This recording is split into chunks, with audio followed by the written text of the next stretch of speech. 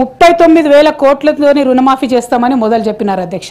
తర్వాత 31,000 కోట్లు అని చెప్పి క్యాబినెట్ మీటింగ్ తర్వాత బయటకు వచ్చి చీఫ్ మినిస్టర్ గారే ప్రెస్లో చెప్పినారు అధ్యక్ష. ఫైనల్లీ ఈ బడ్జెట్లో ఏం చెప్పారు అధ్యక్ష? 20,616 కోట్లు రుణమాఫీ చేసినాం, ఇక మళ్ళీ నెక్స్ట్ బడ్జెట్లో పెట్టమని చెప్పేసినారు అధ్యక్ష. అంటే డైరెక్ట్గా సగం మందికే రుణం మాఫీ చేసినారని బడ్జెట్ ద్వారా ఈ ప్రభుత్వం ఒప్పుకున్నందుకు వారికి నేను కంగ్రాచులేషన్స్ చెప్తా ఉన్నాను అధ్యక్ష. అట్లనే అధ్యక్ష అప్పుల విషయంలో ఇప్పటివరకు నేను చెప్పినాను అధ్యక్ష, మీకు ఫార్వర్డ్ చేస్తాను. వీళ్ళు చెప్పినటువంటి అబద్ధాలు బయటపడ్డాయి. అదేవిధంగా నేషనల్ మీడియాలో మీరు చేసినటువంటి నయవంచన పైసలతో సహా ఇదే బడ్జెట్లో అయిపోయింది అధ్యక్ష, ఇదే బడ్జెట్లో బయటపడింది అధ్యక్ష. అదేవిధంగా ఇరిగేషన్ ప్రాజెక్ట్స్లో వీరి యొక్క అవినీతిని మిస్మేనేజ్మెంట్ని ఉదాహరణతో సహా నేను చెప్పినాను అధ్యక్ష. సింగరేణిలో వీళ్ళు ఎట్లా దోపిడీ చేస్తున్నారు, ఆ సంస్థను ఎట్లా నిర్వీర్యం చేస్తున్నామో చెప్పినాం అధ్యక్ష. అట్లానే ఈ మెగా కంపెనీకి ఈ నీళ్ళ నమ్ముకునేటటువంటి ప్రాజెక్ట్ ఏదైతే ఉందో దాన్ని కూడా క్యాన్సిల్ చేయాలి, ప్రభుత్వమే 100% డబ్బులు పెట్టుకోవాలని చెప్పి నేను డిమాండ్ చేస్తా ఉన్నాను అధ్యక్ష. అదేవిధంగా ఇసుక అధ్యక్ష, ఇంకొక చిన్న, ఇది చాలా మనందరికి అవసరమైన ఇష్యూ అధ్యక్ష, దయచేసి ఇసుక అధ్యక్ష. హైదరాబాద్ మహానగరంలో ప్రభుత్వం ఇసుక యార్డులు పెట్టి అమ్ముతుంది అధ్యక్ష.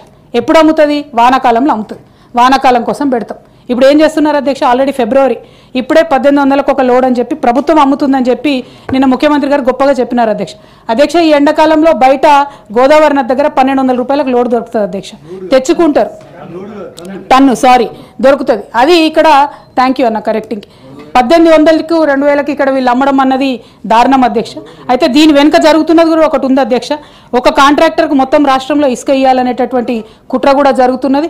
ఆల్రెడీ ఒక 1000 లారీలు తిరుగుతున్నాయి. దీనివల్ల అల్టిమేట్గా ఏం జరుగుతుంది అధ్యక్ష? సామాన్య ప్రజలకు ఇసుక రేటు పెరుగుతుంది అధ్యక్ష.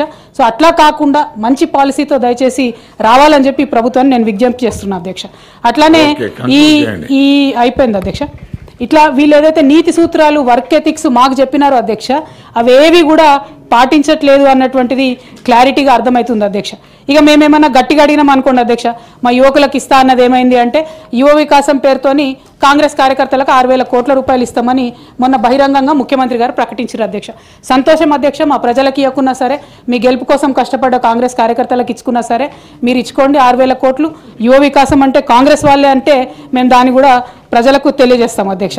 అట్లనే అధ్యక్ష ఇక చివరిగా 6 గ్యారంటీల పేరుతో అధ్యక్ష,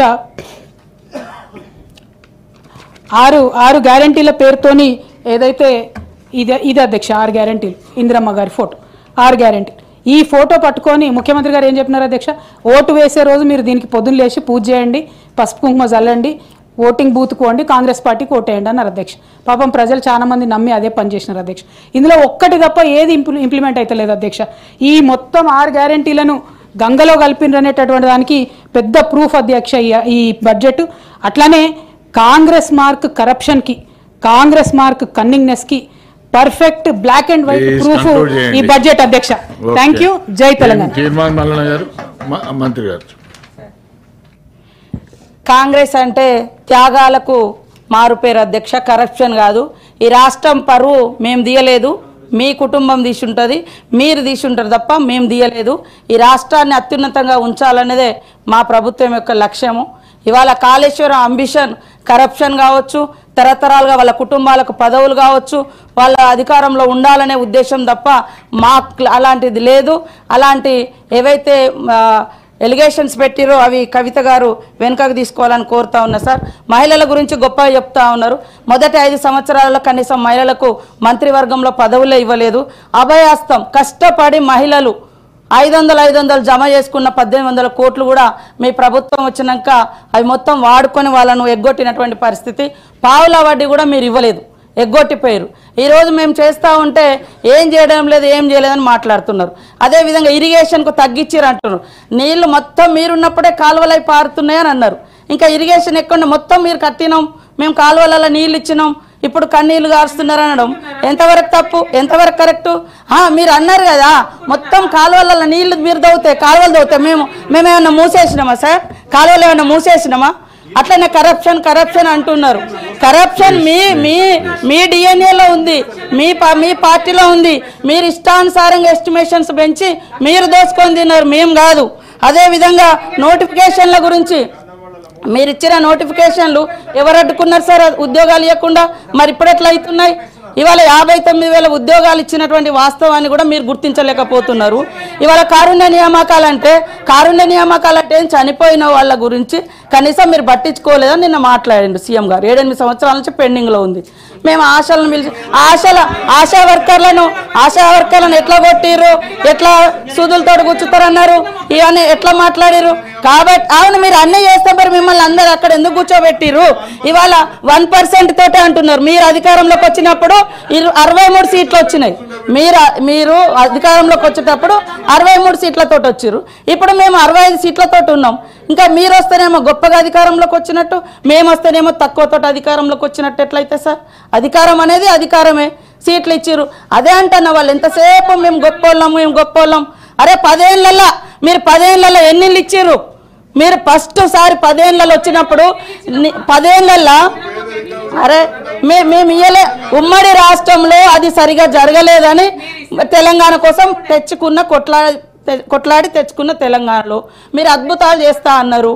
మీరు మొదటిసారి ఏం చెప్పిర్రు? ఇల్లు సింగిల్ బెడ్రూమ్లు, చిన్న ఇల్లు ఎక్కడ పడుకుంటారు అది అని చెప్పారు. మీరు వచ్చిన తర్వాత ఇల్లే ఇయ్యలే. మళ్ళీ లాస్ట్కి మొన్న 2023లో ఎలక్షన్ల ముందు ఇచ్చిర్రు 5 లక్షలు 7 లక్షలతో ఇల్లులు కట్టిస్తామని చెప్పి ఆ ఇల్లులు కూడా 3 లక్షలకు తగ్గించారు. 3 లక్షల ఇల్లులు కూడా 3 అంతస్తులోకి ఇస్తే అందుకని మిమ్మల్ని ఇళ్లలో పంపించారు. కాబట్టి ఈ రకమైన మేము వచ్చి 1.5 year కూడా అయితలేదు. పదే ఏమైంది? మేము ఫ్రీ బస్ ఇస్తే మీరు ఓర్వలేరైతురి, మేము ఇల్లు ఇస్తే ఓర్వలేరైతురి, మేము ఉద్యోగాలు ఇస్తే ఓర్వరైతురి. పదే ఈ రకమైనటువంటిది. ఇవాళ మరి మీరు ఒక పథకం పెట్టిరు, అన్ని మీరు ఇచ్చిన పథకాలను మేము ఇవాళ రాజీవ్ యువ వికాసం పెడితే ఎందుకు మీకు అక్కసు? ఇవాళ బడ్జెట్ లో అదే ఇంటికో ఉద్యోగం అని చెప్పారు. అదే విధంగా 100 కోట్ల బడ్జెట్ లో పోయిన బడ్జెట్ లో 2019 బడ్జెట్ లో ఏది నిరుద్యోగ భృతి ఇస్తామని కూడా బడ్జెట్ లో 100 కోట్లు కేటాయించి కూడా వాళ్ళు ఇవ్వలేదు. ఇట్లాంటి ఎన్నో ఉన్నాయి. కాబట్టి కరప్షన్ లేదా రాష్ట్రం పరువు మేము తీయలే, వాళ్ళ పార్టీ వాళ్ళు తీసిరు. అందుకని ప్రజలు అర్థం చేసుకున్నారు, ఆ రకంగా చేసారు. కాబట్టి ఇలాంటి తప్పుడు ప్రచారం, తప్పుడు మాటలతోటి సంకల్ గుద్దుకోవడం మంచిది కాదని చెప్తున్నా. ఉన్న వాస్తవాలు మాట్లాడు. అప్పులు కూడా FRBM ప్రకారం 4.5 లక్షలు పైగా తెచ్చిర్రు. మిగతా కార్పొరేషన్ లోన్స్ ఉన్నాయని మేము స్పష్టంగా చెప్తున్నాం.